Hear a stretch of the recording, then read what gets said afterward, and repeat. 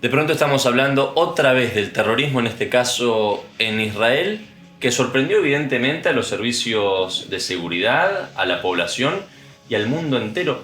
¿Por qué semejante sorpresa y en esa magnitud, Ignacio? Dos factores. Israel estaba muy concentrado en su crisis interna generada por el intento de reforma judicial de Netanyahu. Su sistema de seguridad estaba absolutamente concentrado en la situación interior, en donde las manifestaciones habían amenazado la estabilidad interna. Y el segundo factor es que había, desde hace algunos años, habían empezado a reemplazar la inteligencia humana por inteligencia electrónica o inteligencia artificial o todo tipo de tecnología. O sea, habían reemplazado a los humanos por la tecnología y habían perdido mucha presencia en Gaza. En ese contexto también está el tercer factor, que no es Israel. Creo que vieron a Hamas y a los restos de los grupos terroristas como grupos precarios y no se dieron cuenta hasta qué punto eran sofisticados y eran capaces de ejercer un tipo de violencia mucho más elaborada de la que estaba acostumbrado Israel. Esos tres factores confluyeron en el sitio de Putin. Ahora me quedo con lo que mencionás sobre el desarrollo de Hamas, porque lo venís explicando muy bien en tus publicaciones. Por un lado, el desarrollo subterráneo que han hecho, que hacen difícil llegar a ellos, y por otra parte también, de pronto, los cohetes y hasta misiles que han lanzado en contra de Israel, que lograron superar incluso la cúpula de hierro. Sí, pasaron de ser un grupo terrorista a ser una milicia similar a un ejército con su artillería, una artillería que hoy llegó a 8.000 proyectiles. Para que se tenga una idea, es lo que lanza Rusia por ahí en 2 meses. Entonces hay que tener en cuenta que ya no estamos hablando de grupos guerrilleros en el sentido que hablábamos antes. Ahora estamos hablando de semi-ejércitos, o vamos a tener que inventar una categoría para hablar de algo que está entre un ejército formal y un grupo guerrillero. Entonces cambió la amenaza, cambió su naturaleza, se elaboró mucho más a sí mismo tecnológicamente y además aprende este monstruo, aprende de sus adversarios. Entonces entendió muchas de las vulnerabilidades que iba desarrollando Israel por cuestiones políticas y por cambios tecnológicos. Y actuó como actuó, y es una alerta para todo el mundo, no es solamente Hamas. Hezbollah, los hutíes, ustedes tomen a cualquier grupo, se están desarrollando, es como un virus. Hay virus que desarrollan defensas contra los antibióticos o las bacterias, mejor dicho. Bueno, con los grupos terroristas también van evolucionando y van cambiando y van creciendo en peligrosidad. Eso lo tenemos que entender más allá del lugar en el mundo en el que estemos. Ahora, embajador Mariano Causino, usted fue representante argentino en Israel, conoce muy bien la situación de ese país. Cuando hay tantos planteos a favor y en contra, ¿le queda otra frente a esto que está explicando Ignacio al Estado israelí, a su gente, para incluso proteger sus propios intereses, hacer otra cosa que no sea barrer Gaza o barrer los objetivos que allí tienen desde Hamas? Bueno, indudablemente que este ataque tan importante que ha tenido lugar hace aproximadamente casi un mes genera un trauma enorme en la sociedad israelí y en el liderazgo israelí, que descansaba sobre la idea de tener efectivamente un sistema de inteligencia probablemente de los más sofisticados del mundo y un sistema de seguridad enormemente eficaz. Eso ha sido vulnerado, no hay ninguna duda de que es evidente que así ha sido y que esa sociedad no es la misma que antes. Ahora, el tipo de respuesta que va a dar el Estado, o que está dando, o que va a dar, indudablemente va a ser muy contundente, porque el pueblo judío atravesó una experiencia traumática probablemente irrepetible o inigualable, y no tenga ninguna duda que si está en riesgo la existencia misma de ese Estado, van a actuar de manera contundente. Ahora, por supuesto, al mismo tiempo va a tener una condena internacional muy grave, va a tener cuestionamientos muy importantes dentro y fuera del país, y va a tener un cuestionamiento llamémosle, del progresismo internacional. Eso ha existido. Por supuesto hay un problema adicional, que hay una ola de antisemitismo en crecimiento. Esperemos que no se extienda demasiado, pero no se puede descartar que eso suceda. Pero no tenga duda que van a responder contundentemente. Y lo otro que hay que mencionar en todo momento es que, por supuesto, el terrorismo muta en sus formas, va cambiando de forma de ataque, Pero lo que nunca se puede olvidar es que hay estados nacionales que promueven el terrorismo, que son fundamentalmente, en este caso estamos hablando de Irán, un país que está gobernado por una teocracia fundamentalista que promueve la destrucción de Israel, que promueve una agenda antioccidental y que promueve el uso del terrorismo, tal como hemos sido víctimas nosotros los argentinos, no solamente en realidades tan lejanas. Así que eso es lo que creo yo que hay que tener presente en todo momento. Aprovechando la presencia de Andrei Servin-Pont, esto del efecto dominó no precisamente en cuanto al antisemitismo, si bien es importante, pero teniendo en cuenta nuestra región y la experiencia que tenemos a lo largo de la historia, ¿cuál es el efecto que puede tener o que ya ha tenido en los últimos días una reacción, si se quiere, sobre aquellas células que de pronto están calmadas, apagadas o en stand-by del terrorismo o de los representantes islamitas extremistas en nuestra región? Creo que tenemos que partir de uno de los puntos que se mencionaba recién, ¿no? ¿Cuál es el rol que tiene Irán? Y también cómo concibe su conflicto con Israel, ¿no? Irán ha sido un estudioso de la historia de los conflictos armados de Israel y entiende muy bien que las posibilidades de poder confrontar con Israel en términos de un conflicto armado de par a par es muy difícil. Entonces ha diversificado su estrategia.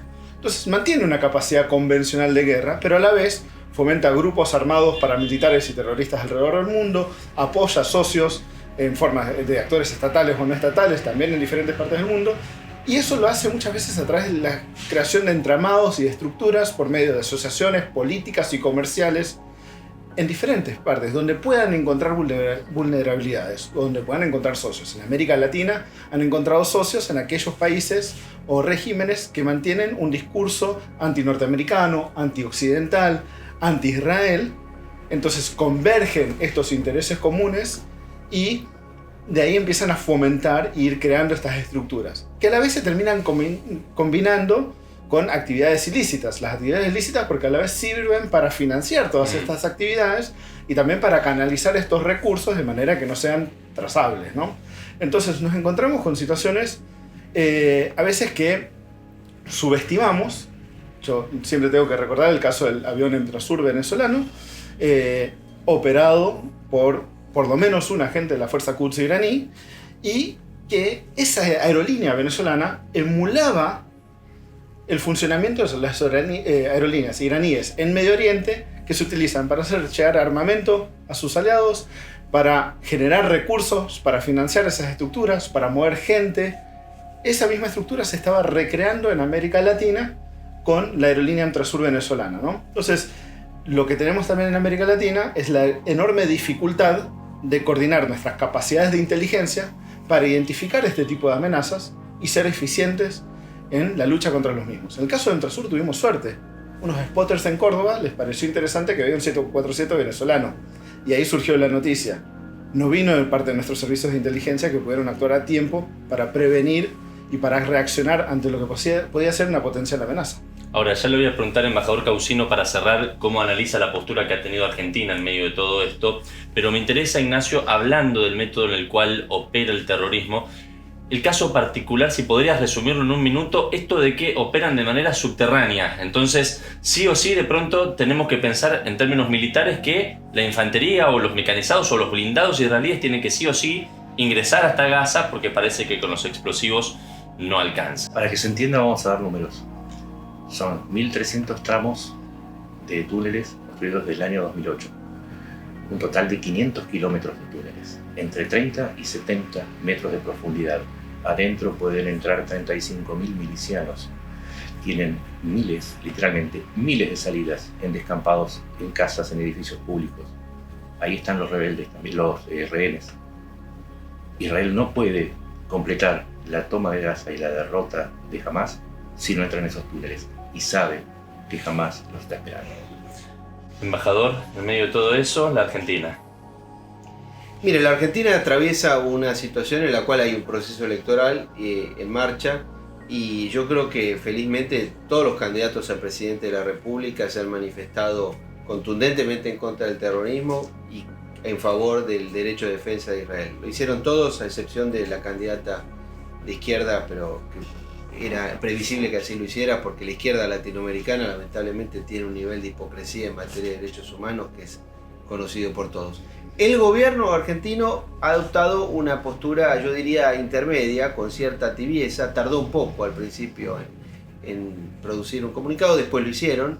Y en horas recientes emitieron un comunicado que fue mal interpretado, que tiene elementos que son correctos y otros tal vez incompletos, pero que en su oportunidad fue mal interpretado porque se produjo inmediatamente después de que 3 países de la región habían hecho manifestaciones muy duras contra Israel, tanto el caso de Colombia como de Chile y especialmente de Bolivia, que es un país que tiene vínculos muy importantes con el régimen iraní, como estaban bien aquí diciendo.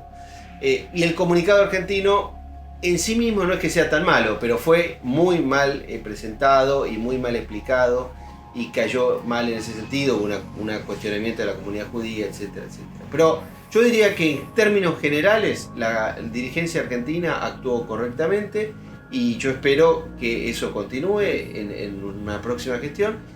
Y sí creo que hay que hacer una advertencia, que no se reproduzcan estos actos de antisemitismo que lamentablemente hemos visto, ¿no? En algunos casos en la ciudad de Buenos Aires y en otras situaciones. Andrei, ¿algo que quieras agregar? No, yo creo que hay que enfatizar justamente esto que estabas mencionando. Bolivia es uno de los casos, hemos visto Nicaragua, Venezuela, o sea, tenemos actores que son bastante públicos y notorios en términos de su relación y la con Irán. triple frontera.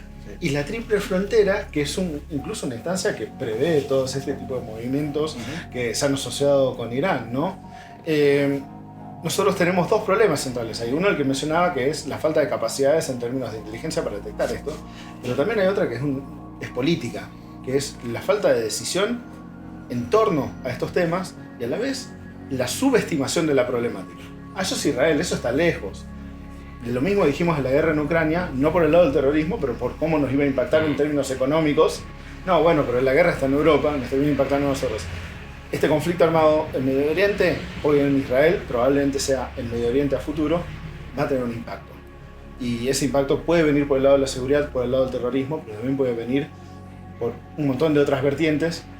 Y necesitamos que tengamos una masa política crítica que sepa captar eso, entenderlo y reaccionar acorde. Ignacio. Hezbollah no es solamente una milicia territorial que está al norte de Israel, en Siria y en el Líbano, es también una organización transnacional dedicada al terrorismo. Es fácil de explicarlo. En 1992 voló la embajada de Israel en Buenos Aires. En 1994 voló la Mutual Judía. Si Hezbollah está involucrada en el conflicto a fondo, nadie está a salvo. Y hay que recordar, en Latinoamérica la mayor comunidad judía está en Argentina, así que nos tiene que preocupar no solamente a los políticos, sino también a los ciudadanos. Embajador Mariano Causino, Ignacio Montes de Oca, Andrei Servin-Pont, muchas gracias por acompañarnos en esto tan importante que también ustedes del otro lado se estuvieron informando.